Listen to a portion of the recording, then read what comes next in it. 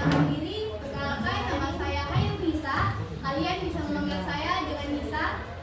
Saya berasal dari program studi bimbingan dan konseling Fakultas Keguruan dan Ilmu Pendidikan Universitas Tadulako. Nah, di kesempatan kali ini saya akan melakukan layanan bimbingan klasikal. Teman-teman sudah pernah dengar belum? Apa sih layanan bimbingan klasikal itu? Belum. Nah, jadi layanan bimbingan klasikal itu adalah layanan yang diberikan kepada seluruh siswa di dalam kelas untuk memberitahu kepada siswa bagaimana mereka dapat beradaptasi dan bagaimana mereka bisa mencari jati diri mereka sendiri atau mencari tujuan hidup mereka sendiri. Nah, terus fungsi dari bimbingan klasikal ini yaitu untuk melakukan pencegahan masalah dan untuk mengoptimalkan potensi yang dimiliki seorang siswa tadi. Nah, di kesempatan kali ini topik pada bimbingan klasikal yang akan saya bawakan yaitu motivasi belajar. Teman-teman sudah pernah dengar belum? Apa sih motivasi belajar itu? Sudah ada yang pernah dengar belum? Jadi, motivasi belajar itu adalah dorongan yang memicu individu untuk mencari pengetahuan, pengalaman, dan keterampilan yang baru. Dan di mana mereka atas dorongan tadi itu mereka termotivasi untuk mencari tahu pengetahuan, memahami pengetahuan yang telah mereka pelajari. Yang dimana fungsi dari motivasi belajar ini sendiri yaitu untuk bagaimana cara seorang siswa bisa mengembangkan diri di dalam proses belajar dan pembelajaran.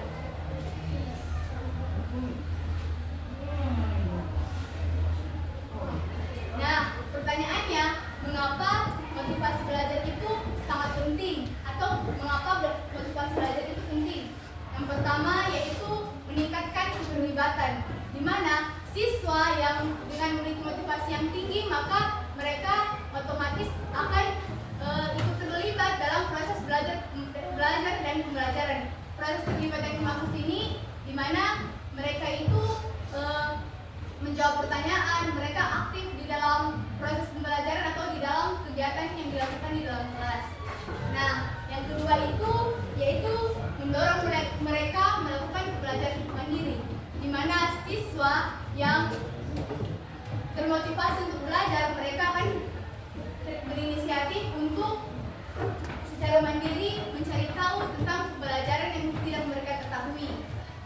Nah, terus yang ketiga itu ada meningkatkan prestasi akademik, di mana siswa yang termotivasi untuk belajar, maka otomatis mereka akan belajar dan belajar.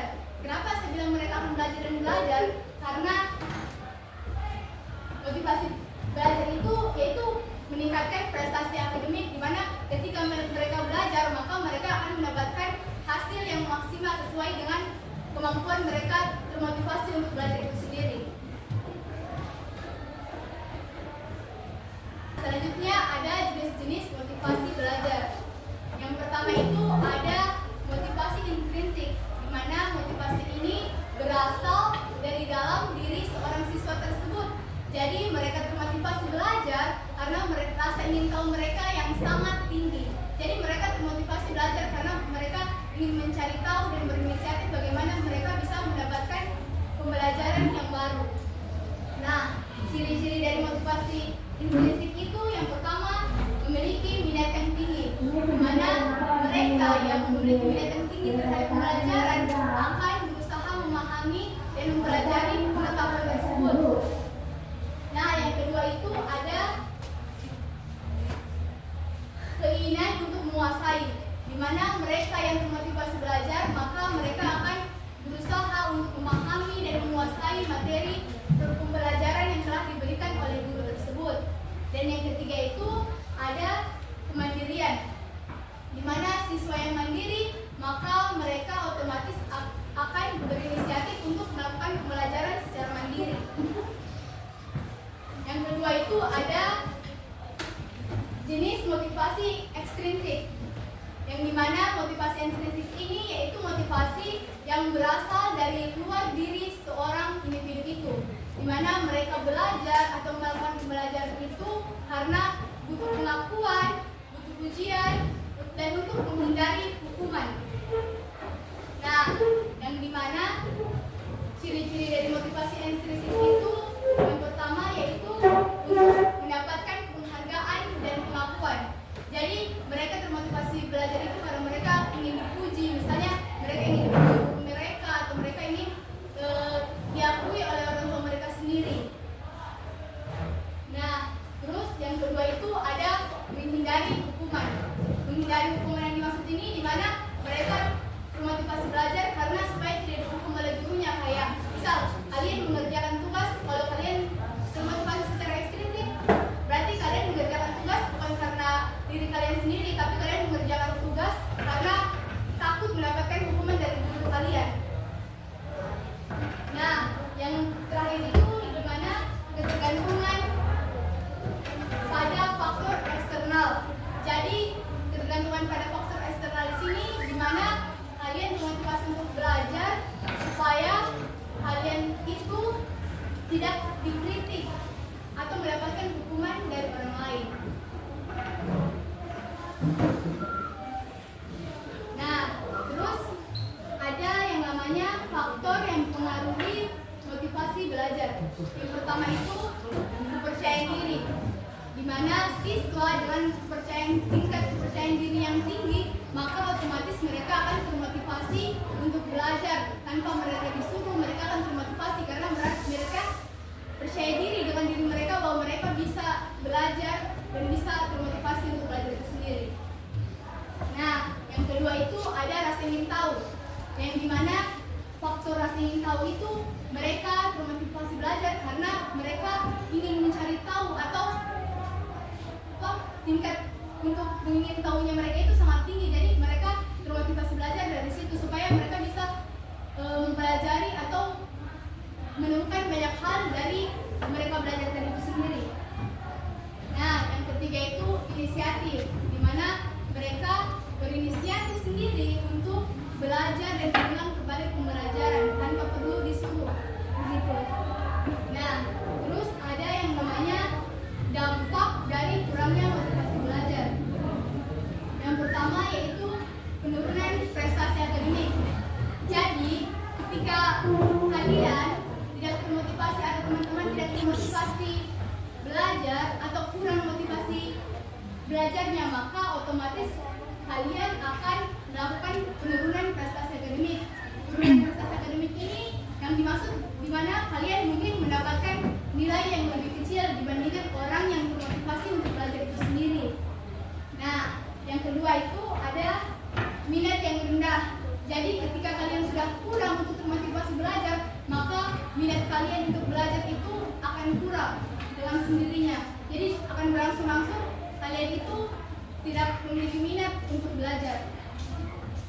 Nah, yang ketiga itu ada waktu belajar yang tidak produktif. Jadi waktu belajar yang tidak produktif itu misalnya kalian sebenarnya belajar, tapi waktu yang kalian gunakan untuk belajar itu justru kalian gunakan untuk bermain handphone, untuk bermain game, dan untuk berselancar di media sosial. Nah, itu juga dampak dari kurangnya motivasi belajar. Nah, selanjutnya ada strategi meningkatkan motivasi belajar. Yang pertama itu ada menetapkan tujuan pribadi. Jadi, menetapkan tujuan pribadi di sini itu yang dimana kita menetapkan tujuan pribadinya kita untuk termotivasi belajar atau untuk belajar itu apa sih? Jadi misal dalam jangka pendek kalian termotivasi untuk belajar supaya kalian bisa mendapatkan nilai yang tinggi, nilai yang sesuai dan nilai yang maksimal sesuai dengan kalian inginkan. Dan dalam jangka panjang kalian termotivasi belajar untuk masa depan kalian, untuk cita-cita kalian dan bagaimana karir kalian ke depannya. Nah, yang kedua itu ada membuat rencana belajar. Jadi membuat rencana belajar itu yang pertama kalian menentukan kapan kalian belajar, kapan kalian istirahat, dan kapan kalian bisa bermain handphone. Nah, misalnya kayak kalian pulang dari sini kan mungkin masuk jam 7 sampai setengah 3. Terus habis itu pulang di rumah kalian istirahat, jangan bermain handphone. Jadi kalian harus bisa menentukan kapan waktu kalian belajar dan kapan waktu kalian untuk istirahat.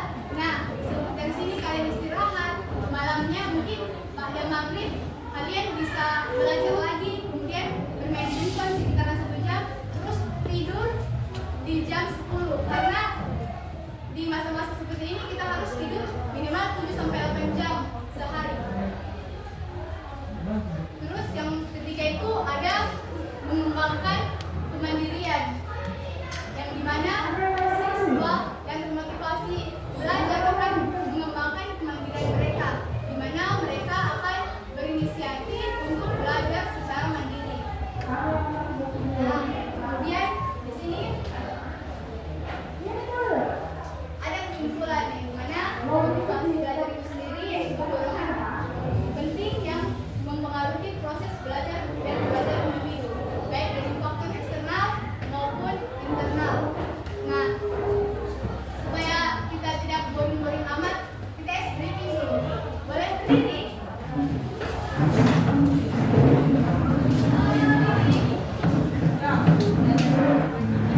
Lihat saya.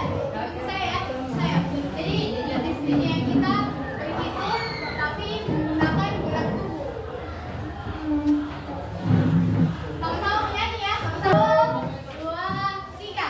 1 ditambah 1 sama dengan 2. 2 ditambah 2 sama dengan 4. 4 ditambah 4 sama dengan 8. 8 ditambah 8 sama dengan 6. Boleh disekali. 1, 2, 3. 1 ditambah 1 sama dengan 2. 2 ditambah 2 sama dengan 4. 4 ditambah 4 sama dengan 8. 8 ditambah 8 sama dengan 16.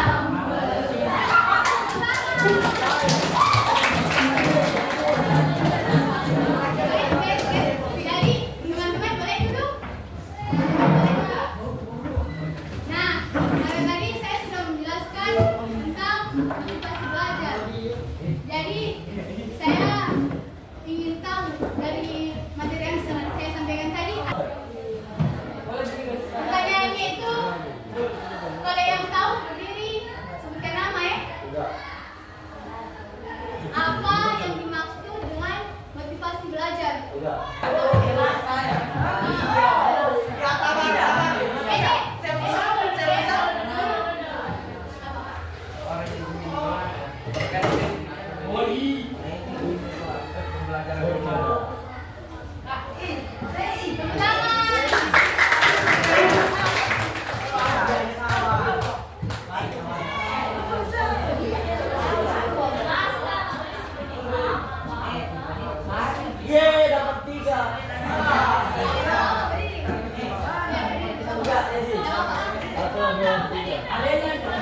Teman-teman boleh diam, dengarkan teman bicara. Boleh?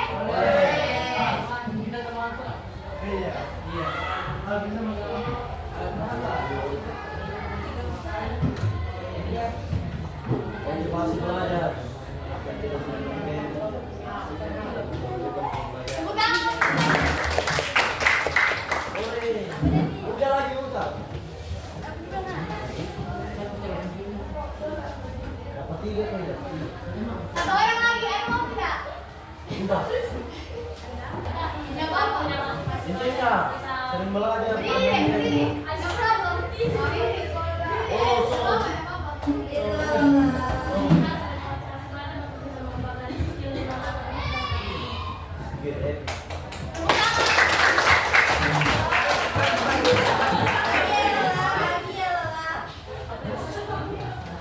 Nilainya tidak seberapa, tapi ini bentuk apresiasi saya untuk kalian yang sudah berani. Oh.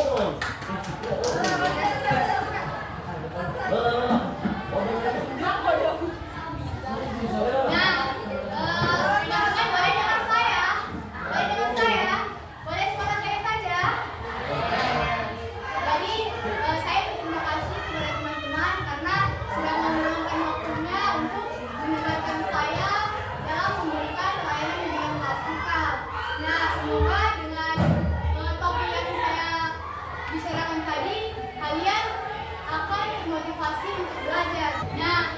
Jadi saya